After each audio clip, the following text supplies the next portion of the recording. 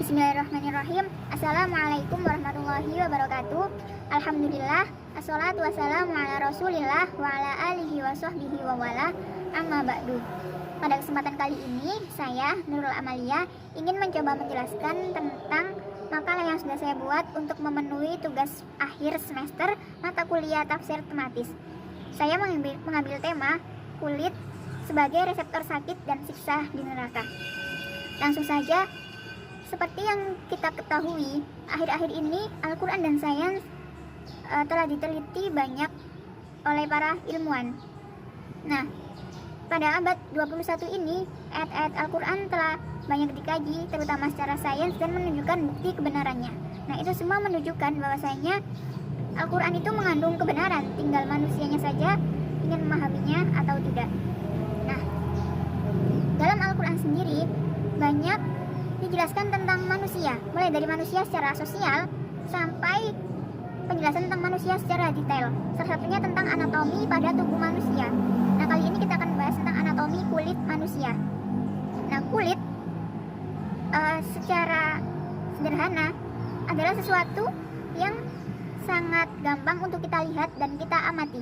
Namun secara sains, kulit itu mengandung struktur dan lapisan yang beragam yang mendukung fungsinya sebagai indera peraba atau tadi reseptor rasa sakit. Pada kesempatan kali ini saya mengambil ayat dalam Al-Quran, yaitu surat An-Nisa ayat 56 yang berbunyi, A'udzubillahi minasyaitonirrajim, Bismillahirrahmanirrahim, Innalladzina kafaru biayatina sawfa nuslihim nara kullama nudijat juluduhum baddalnahum juludan ghairaha liyadzuqul adab innallaha kana azizan hakima, yang artinya sesungguhnya orang-orang kafir yang mengingkari ayat-ayat kami kelak akan kami masukkan ke dalam neraka.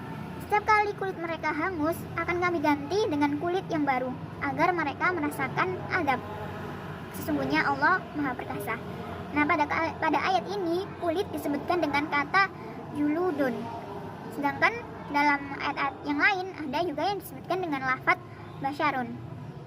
Yaitu terdapat pada beberapa surat, yaitu surat Az-Zumar ayat 23, Fusilat ayat 21, 22 dan 23, surat Al-Hajj ayat 20, surat Al-Ma'arij ayat 16 dan surat Al-Mudathir ayat 29. Nah, itu semua mengandung isyarat tentang kulit manusia. Nah, sedangkan yang lebih spesifik yang akan kita bahas yaitu pada surat An-Nisa ayat 56 yang terkait dengan tema yang saya bahas, yaitu kulit sebagai reseptor sakit dan siksa di neraka. Untuk memahami secara mendalam ayat tadi, nah di sini saya menggunakan kitab tafsir. Nah, untuk mempersingkat waktu sebagaimana yang diminta oleh ibu dosen Ustadzah Dina, yaitu dengan tafsir berbahasa Arab, maka saya mengambil yang pertama tafsir Al-Manar karya Al-Imam Wahbah Zuhaili. Bismillahirrahmanirrahim.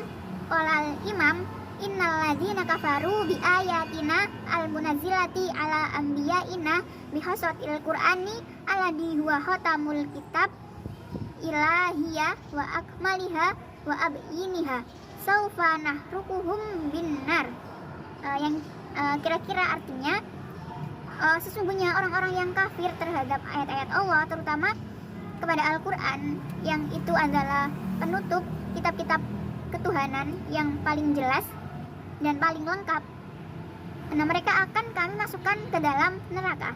Tsumma akhbarallahu ta'ala andawamil uqubatihim wa nakahihim qala kullama nudijat juluduhum baddalnahum juludan ghaira ay kullama ihtaraqat juluduhum hatta lam ta'ud salihata linaklil ihsasi bil alami ila damaghi fi markazi syu'uri baddalnahum juludan ukhra hayatan tash'uru bil alami wa tahussu bil adab.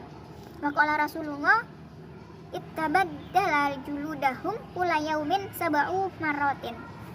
Yakni kemudian Allah menjelaskan tentang keberlanjutan atau kekekalan adabnya, yaitu ketika kulit mereka telah hangus, telah habis terbakar di api neraka,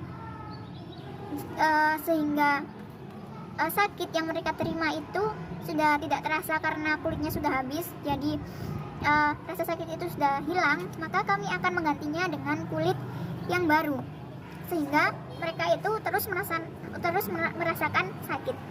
Nah, Rasulullah bersabda bahwasanya kulit mereka diganti setiap hari sebanyak 7 kali. Nah, kemudian dilanjutkan wasababu huwa ayyadukul adab. Jadi penyebabnya adalah agar mereka, orang-orang yang ingkar tadi terhadap ayat-ayat Allah, agar merasakan adab. Ayyadumu lahum dauqahu wala yanqati'u. Atau adab yang dirasakan tadi itu secara terus-menerus, tidak berhenti. Kaqaulika lil aziz a'azzukallahu ay adamuka ala izzatika wa zadaka fi.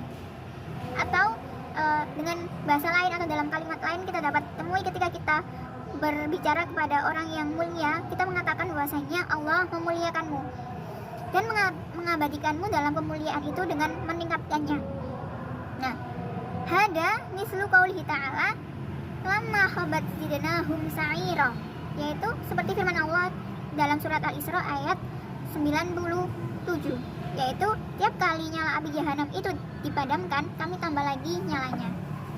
Kemudian tsumma aqadallahu ta'ala illa ta'iqabi wa bayyana maddal qadrati alaihi fadukira annahu ta'ala azizun qadirun la yamtani'u alaihi syai'un mimma yuriduhu bil mujrimin hakimun la yu'adzibu illa bil 'adl wa la yu'aqibu illa ala waqfil hikmati. Kemudian Allah menjelaskan sejauh mana hukuman mereka. Nah, itu semua kenapa? Karena Allah azizun, Allah maha perkasa. Tidak ada sesuatu yang bisa menghalanginya sampai adab kepada orang-orang yang berdosa. Itu semua karena kuasa Allah, karena kehendak Allah. Nah, Allah itu mengadab atas keadilan dan pasti ada hikmahnya. Wa min muqtadiyati alami annal kufra ma'asi sababul adabi wal iqab wa annal iman wal amal as-salih sababun lin na'im wal jannah fakulu amalin ma yunasibuhu lida qarnu sawabil mu'minin bijazail kafirin wa idharu lil farqi bainihima. Jadi diantara syarat-syarat keadilan bahwa orang yang kafir dan dosa adalah penyebab siksa, sedangkan iman dan perbuatan yang benar adalah penyebab kebahagiaan dan surga. Sehingga semua perbuatan itu akan dibalas yang sesuai, sehingga pahala itu untuk orang yang beriman dan membedakan antara mereka yang tidak beriman, dan itu menunjukkan perbedaan di antara keduanya. Kemudian yang kedua, saya mengambil dari tafsir Al-Kabir atau tafsir Mafatih Al-Ghaib karya Al-Imam Fakhruddin Ar-Razi. Qala Al-Imam kullama dhannu annahum nudiju wahtaraku wantahu ilal halaki a'tanahum quwatal jadida minal hayati bihaitsu dhannu annahum al-an hadatsu wa wajadu. Jadi ketika mereka, orang-orang dalam neraka tadi, merasa bahwasanya kulitnya ini sudah habis, sudah selesai siksanya, kemudian Allah memberikan kekuatan yang baru untuk menumbuhkan kulit mereka akan diganti dengan kulit yang baru, sehingga mereka merasa seperti diri mereka yang baru. Fayakunul maksudu bayanu dawamil adab wa adamil intiqai. Nah, maksudnya ini adalah untuk menjelaskan keberlanjutan atau kekekalan adab tanpa berhenti. Jadi ketika kulit itu hangus, kemudian Allah ganti lagi, hangus, ganti lagi, begitu seterusnya. Itu menunjukkan dawamul adab wa adamil inqita'i. Nah, qala Suudi innahu ta'ala yubayyinul juluda bil lahmi al-kafiri wa yuhraju min lahmihi jildan ahar wa hada bi aidin innahu lahmul mutsnahu fala budda an yanfadu wa inda nufadi lahmi la budda min tariqil ukhra fi tabdil jildi falam yakun dalika at-tariq madhkuran awalan. Jadi As-Sudi berkata, sesungguhnya Allah mengganti kulit dari daging orang-orang kafir tadi dalam neraka. Nah, gantinya ini secara berkelanjutan. Jadi daging itu kemudian akan menumbuhkan kulit yang baru. Namun jalannya atau cara penggantiannya ini Allah Subhanahu wa taala tidak menjelaskannya. Seperti itu. Itu menurut tafsir dari kitab yang berbahasa Arab yang saya ambil. Kemudian pembahasan kedua, kita akan membahas tentang kulit dalam perspektif ilmu pengetahuan. Jadi kulit adalah lapisan atau jaringan yang menyelimuti seluruh tubuh manusia atau makhluk lainnya dari bahaya luar. Kulit merupakan organ tubuh yang paling luas karena kulit melindungi atau menutupi setiap dari tubuh kita. Fungsinya adalah pembungkus tubuh kita. Nah, rata-rata kulit memiliki luas 1,67 meter persegi. Nah, dalam lingkup sains, kulit tidak terbatas dengan apa yang bisa kita lihat sekarang. Apa yang kita lihat sebagai kulit ini tidak cukup untuk menggambarkan kulit secara keseluruhan menurut ilmu sains. Nah, sebenarnya dalam kulit itu mengandung jaringan-jaringan yang kompleks di dalam yang harus dilihat secara makroskopis. Nah, jaringan-jaringan pembentuk kulit terdiri dari dua macam. Yang pertama ada jaringan epitel yang membentuk kulit dari luarnya atau epidermisnya. Kemudian ada jaringan yang menunjang kulit yang terbentuk di dalam atau dermis. Nah, salah satu bagian penting dalam kulit adalah serabut-serabut saraf yang berguna sebagai reseptor. Nah, reseptor ini terletak pada lapisan kedua dari kulit yang mengandung pembuluh darah dan ujung-ujung saraf. Nah, ini yang menyebabkan kulit dapat merasakan atau berperan sebagai indera peraba atau reseptor rasa sakit tadi. Nah, kemudian terakhir kita akan membahas tentang keterkaitan kulit yang diceritakan dalam Al-Quran tadi dengan ilmu pengetahuan saat ini. Jadi imam-imam tafsir baik yang sudah saya bacakan tadi secara dari sumber Arab ataupun dari yang bersumber Indonesia, seperti tafsir-tafsir yang dikarang oleh imam-imam kontemporer saat ini, itu mereka para imam ini sepakat bahwasanya ayat ini menunjukkan tentang kekekalan azab di neraka. Nah, seperti yang dikatakan oleh Syekh Az-Zazani yang mengatakan bahwasanya sebelumnya manusia itu menganggap bahwasanya semua bagian tubuh manusia bisa merasakan sakit, bisa berfungsi sebagai organ peraba atau sensitif. Semua itu bisa merasakan sakit. Nah, namun pengetahuan atau pembaharuan dari penemuan baru menjelaskan bahwasanya tidak semua bagian tubuh itu dapat merasakan sakit. Nah, cabang anatomi manusia ini menjelaskan bahwasanya yang merasakan sakit adalah kulit, hanya kulit, bukan organ-organ yang lain.